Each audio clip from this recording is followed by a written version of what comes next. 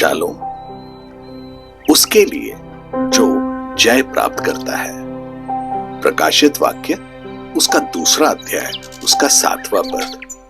जिसके कान हो वह सुन ले कि आत्मा कलीसियाओं से क्या कहता है। जो जय पाए मैं उसे उस जीवन के पेड़ में से जो परमेश्वर के स्वर्ग लोक में है फल खाने को दूंगा। जीवन के वृक्ष से खाने का अर्थ है स्वर्ग में अनंत जीवन।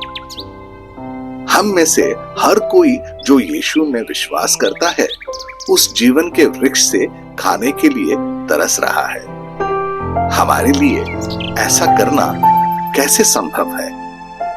यह तब संभव है जब हम खुद को उस व्यक्ति के प्रति समर्पित करें जिसने हमें बुलाया है और एक विजेता बनाया है। जीतना पाप पर विजय का जीवन जीना है। अपनी सभी परीक्षाओं और कठिनाइयों पर विजय पाना, दृढ़ और अडिग रहना, अपने पापी दिलों से निपटना और अपनी परिस्थितियों को मसीह में हमारे आनंद और शांति को छीनने न देना। याकूब की पत्री उसका 1 अध्याय उसका 2 और 3 पद। हे मेरे भाइयों, जब तुम नाना प्रकार की परीक्षाओं में पड़ो तो इसको पूरे आनंद की बात समझो, यह जानकर कि तुम्हारे विश्वास के परखे जाने से धीरज उत्पन्न होता है। हमारे जीवन की हर परिस्थिति हमें सबक सिखाती है। हमें हर चीज को परखने की आवश्यकता है क्योंकि हमारी परिस्थितियां अक्सर हमें अच्छे निर्णय लेने के लिए प्रेरित कर सकती हैं, लेकिन वही परिस्थितियां हमें गलत निर्णय लेने के लिए भी प्रेरित कर सकती हैं। इसीलिए केवल पवित्र आत्मा के मार्गदर्शन के माध्यम से हमें चीजों को परखने की आवश्यकता है। हमें उन लोगों से सीखना चाहिए जिन्हें प्रभु ने हमारे जीवन में रखा है। दूसरों के साथ हर मेल मिलाप में हमेशा सीखने योग्य क्षण होते हैं, उनसे सीखें। हम अपने स्वर्गीय पिता से पूछ सकते हैं कि हर परिस्थिति में क्या सबक सीखने की आवश्यकता है। पहले थिस्सलुनीकी का 5वां अध्याय उसका 21 और 22वां पद। सब बातों को परखो, जो अच्छी है उसे पकड़े रहो, सब प्रकार की बुराई से बचे रहो। एक संभावना है कि जैसे जैसे हम वचन के ज्ञान में बढ़ते हैं हम अभिमान में भी बढ़ते हैं। जितना हम वचन के ज्ञान में बढ़ें, हमने खुद को नम्र बनाने की भी आवश्यकता है, अन्यथा समय आने पर परमेश्वर हमें नम्र कर देगा। याकूब की पत्री उसका 4 अध्याय उसका 6 पद। वह तो और भी अनुग्रह देता है। इस कारण यह लिखा है कि परमेश्वर अभिमानियों से विरोध करता है पर दीनों पर अनुग्रह करता है। हमें उसे ऐसा करने के लिए मजबूर नहीं करना चाहिए। अगर प्रभु हमें सुधारेंगे तो यह हमेशा विनम्र करने वाला परिस्थिति होता है।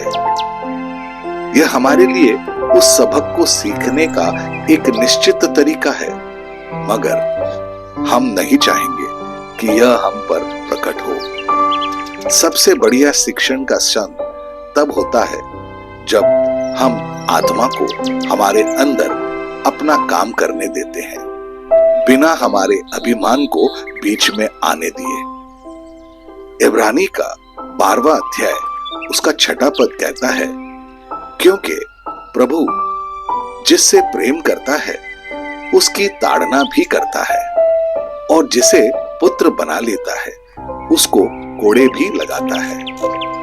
जब हम बदलाव के बारे में बात कर रहे हैं तो आइए हम भीतर से बदलाव लाने पर काम करें।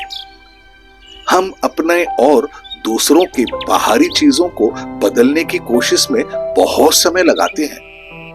जिस दिन हमें एहसास हो गया है कि हम पापी थे और उसके बाद हमने मसीह को अपने उद्धारकर्ता के रूप में स्वीकार किया, उस दिन से हम उन्हें भीतर से हमें बदलकर पवित्र करने देंगे।